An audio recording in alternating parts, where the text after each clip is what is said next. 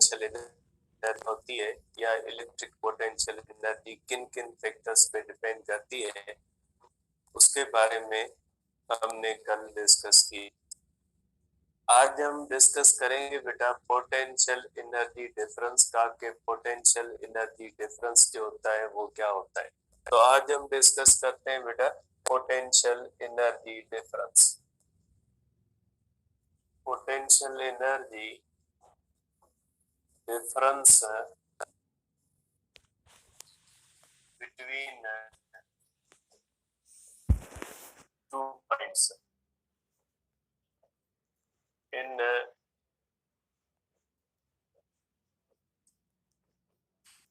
Electric field. Electric field के अंदर दो पॉइंट्स के दरमियान पोटेंशियल एनर्जी डिफरेंस जो होता है वो कितना होता है, उसके बारे में डिस्कस करेंगे बेटा। कि हमारे पास एक चार्ज है और ये हुई इसकी इलेक्ट्रिक फील्ड, ये पॉजिटिव चार्ज की इलेक्ट्रिक फील्ड की, ठीक है।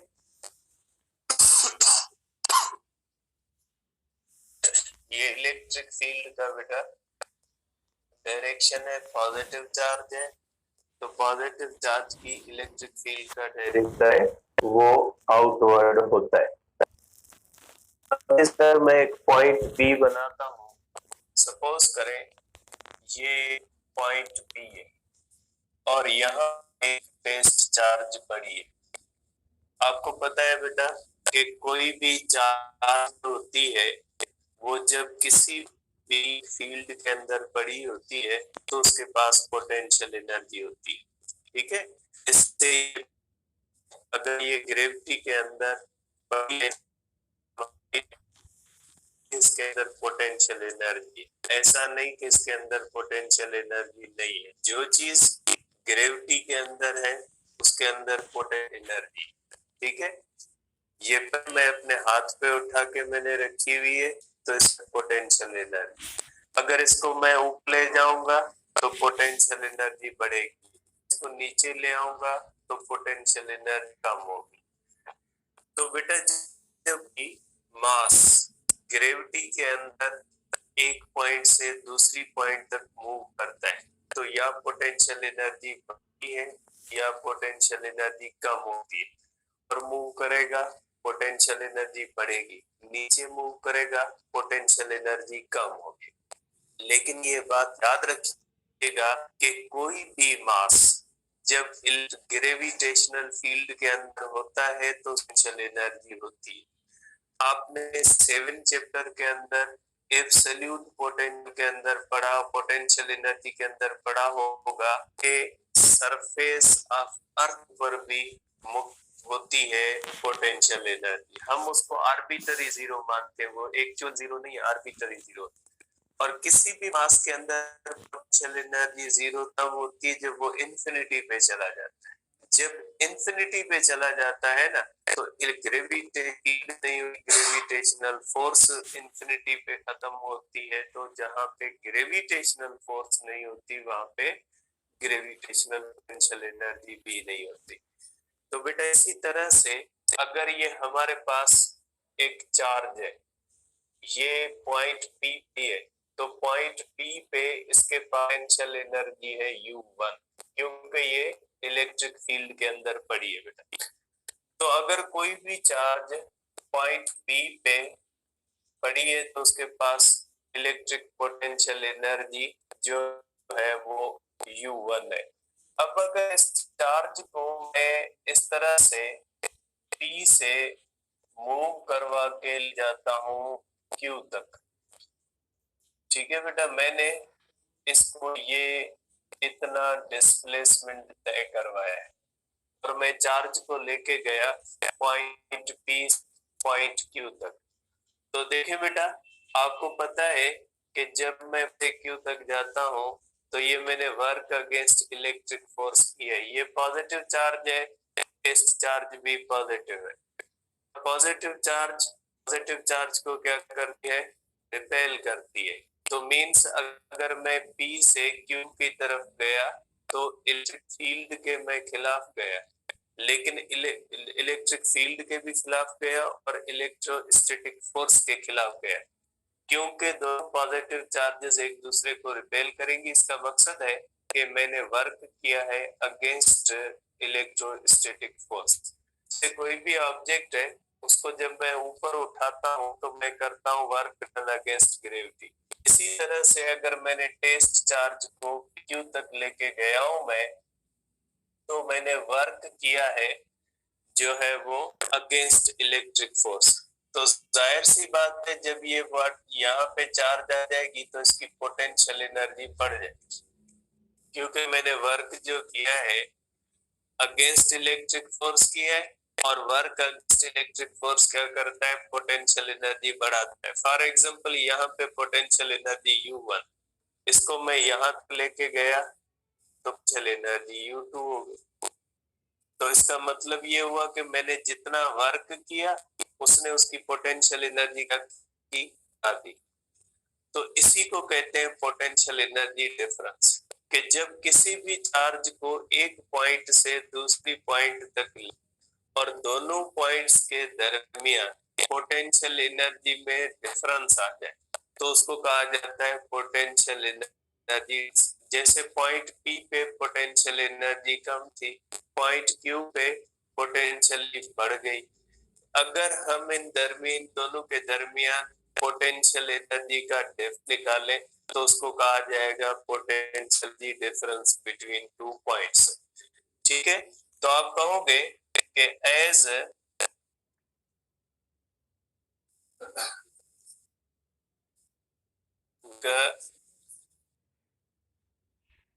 is done as work is done against electrostatic force, it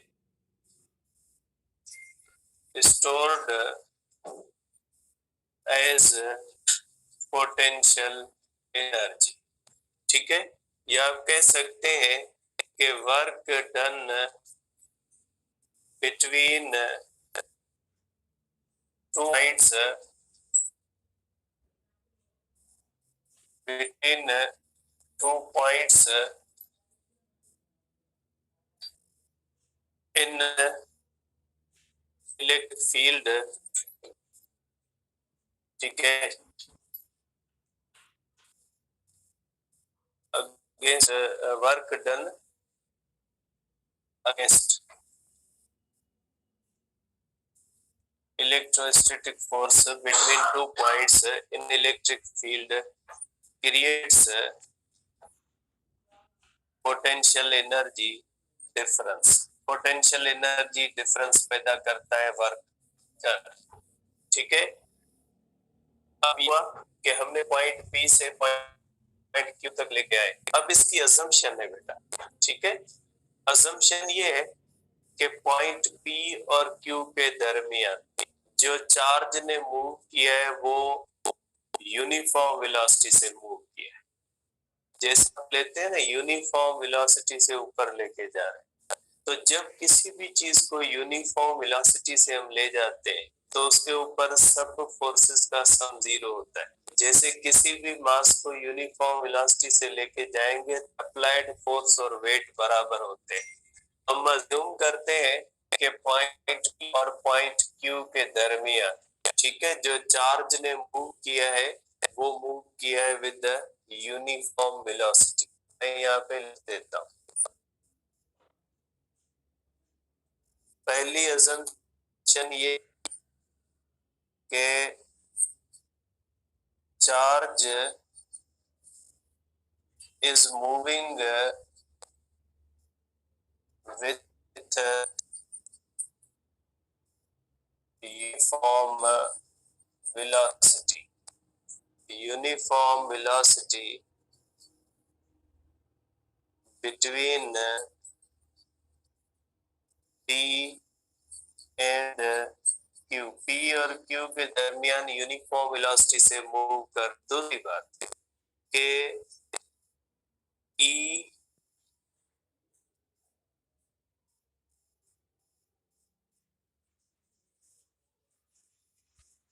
आप कह सकते हैं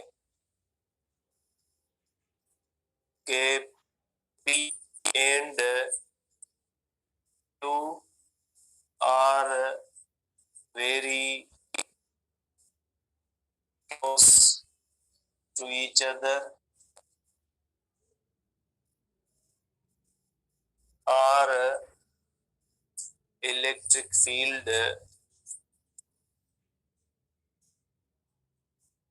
is यूनिफॉर्म। ये जो P और Q है ये एक दूसरे के क्लोज है, इनके दरमियान इलेक्ट्रिक फील्ड यूनिफॉर्म है। हमने दो अजम्पशंस ली हुई है। पहली अजम्पशन कौन सी कि हम चार्ज को P से Q तक मूव करवा रहे हैं विद यूनिफॉर्म वेलोसिटी। दूसरी के पॉइंट P और Q अगर ये नॉन यूनिफॉर्म फील्ड है तो ये क्लोज है।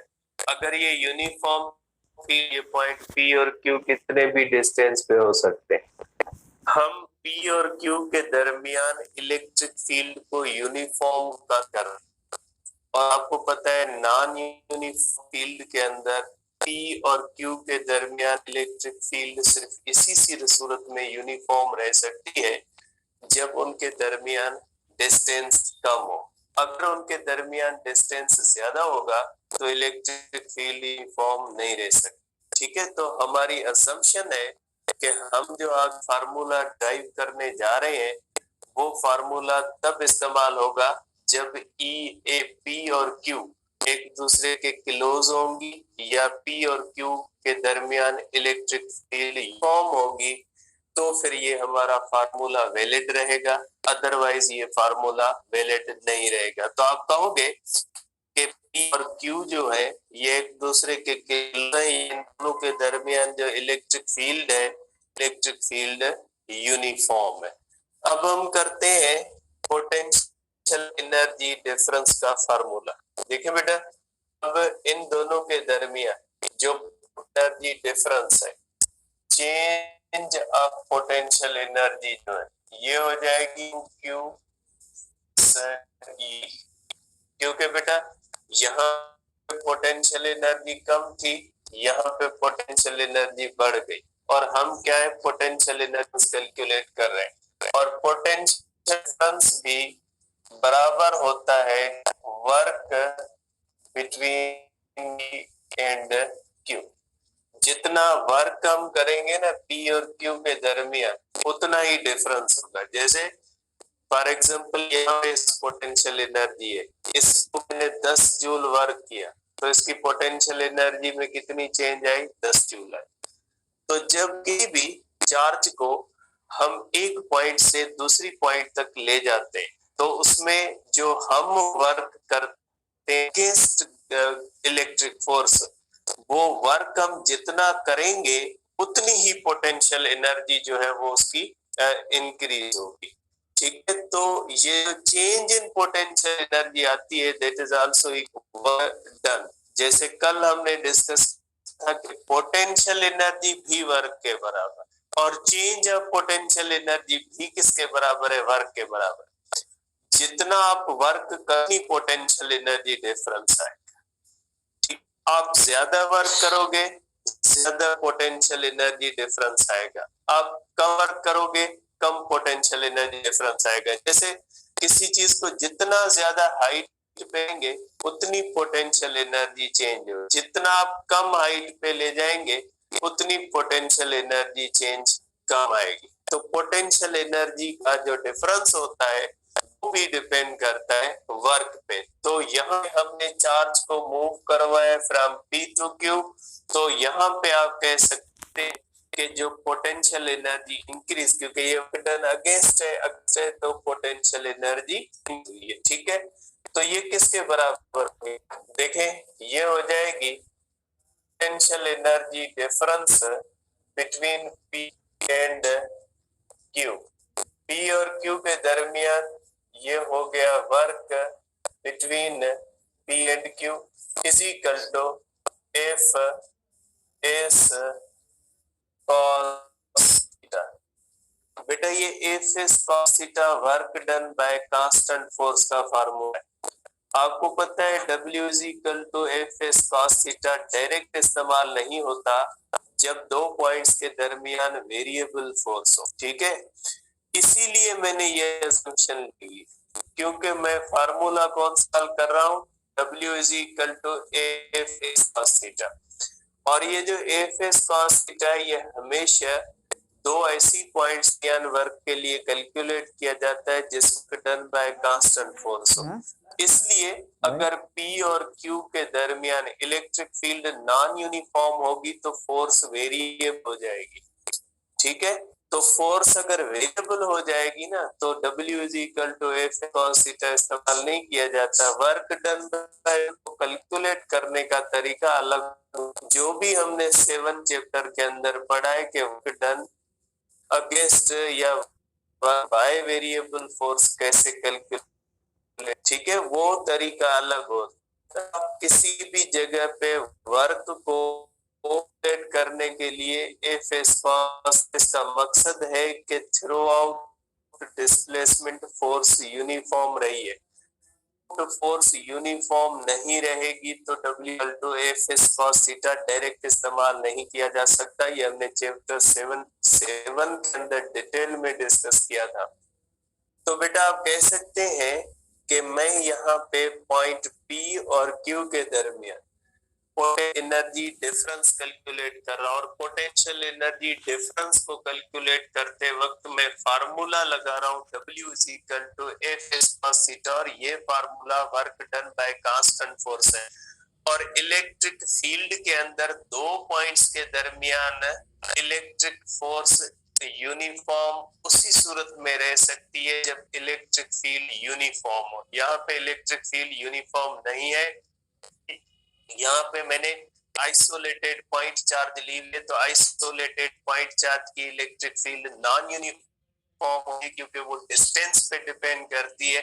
इसलिए पॉइंट P और Q के दरमियान डिस्टेंस क्लोज रखते हैं। तो नॉन यूनिफॉर्म फील्ड अगर पॉइंट P और Q के दरमियान डिस्टेंस कम रखोगे तो इलेक्ट्रिक फील्ड को यूनिफॉर्म माना जाएगा। अगर डिस्टेंस ज्यादा रखोगे तो इलेक्ट्रिक फील्ड को नॉन यूनिफॉर्म माना जाए। इसलिए मैंने यहाँ पे असम्पशन लिखी है कि पॉइंट P और Q एक दूसरे के क्लोज नॉन यूनिफॉर्म फील्ड के अंदर पॉइंट P और Q अगर एक दूसरे से दूर हो गए अंदर फोर्स वेरिएबल हो जाए, और फोर्स जब वेरिएबल हो जाएगी तो W is equal to F S cos theta can be used directly. तो आप उसको डायरेक्ट यूज नहीं कर सकते। मुझे ये डायरेक्ट यूज करना था फार्मूला, इसलिए मैंने पॉइंट P और Q को इतना क्लोज कंसीडर किया हुआ है कि आप अज्यूम करेंगे कि जो इलेक्ट्रिक फील्ड P पे है इलेक्ट्रिक फील्ड Q पे, ठीक है। अब मैं इसको कैलकुलेट करता हूँ कि पोटेंशियल एनर्जी डिफरेंस कितना होता है,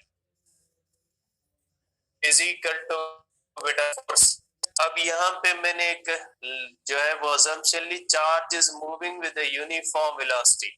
जब चार्ज यूनिफॉर्म वेलोसिटी से मूव करती है तो उसमें ये होता है, ठीक है, कि उसके ऊपर जो अप्लाइड फोर्स होती है, applied force is equal to electrostatic force.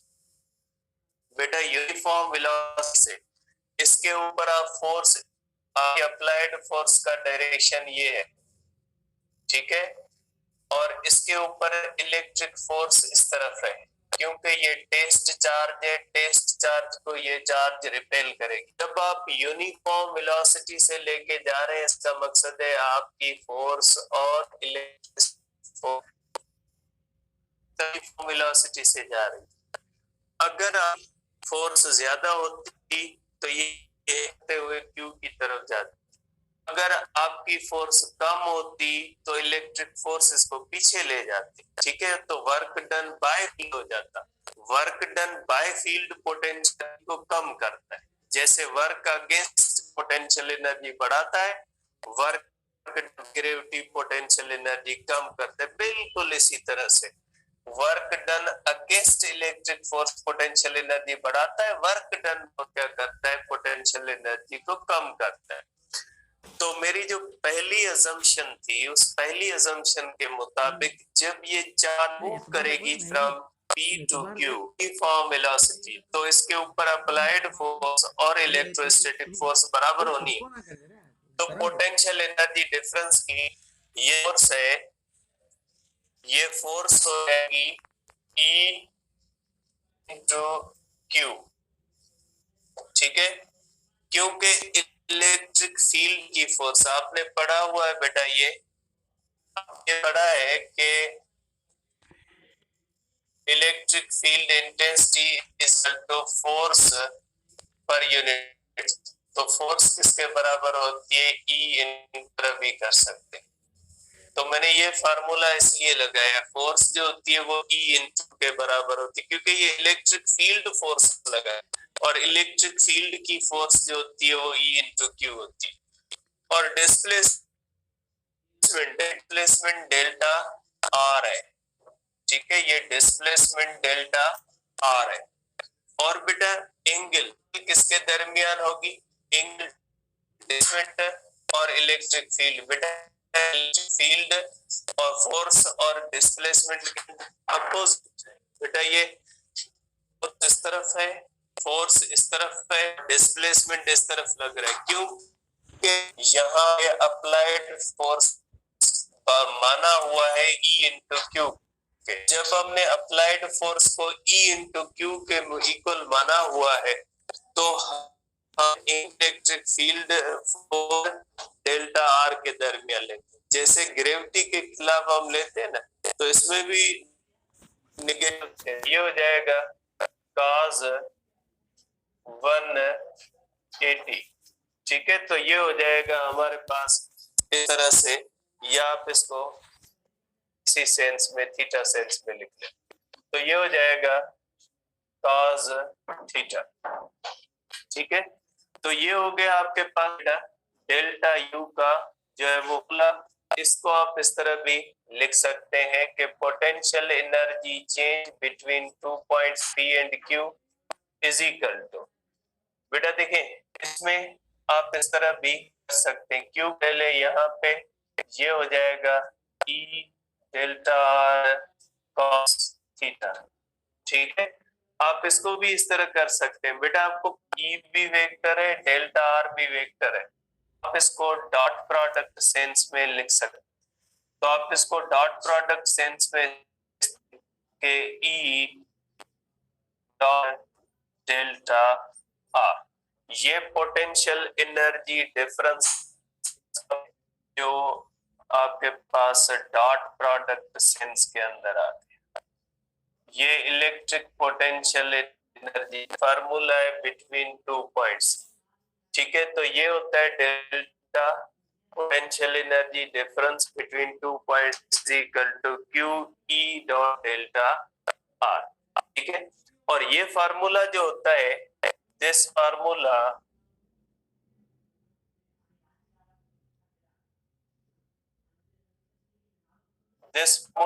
can be used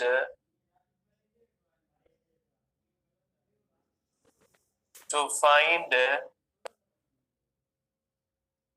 potential difference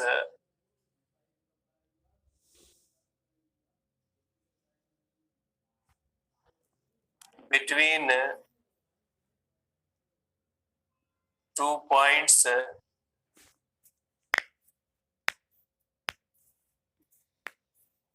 when,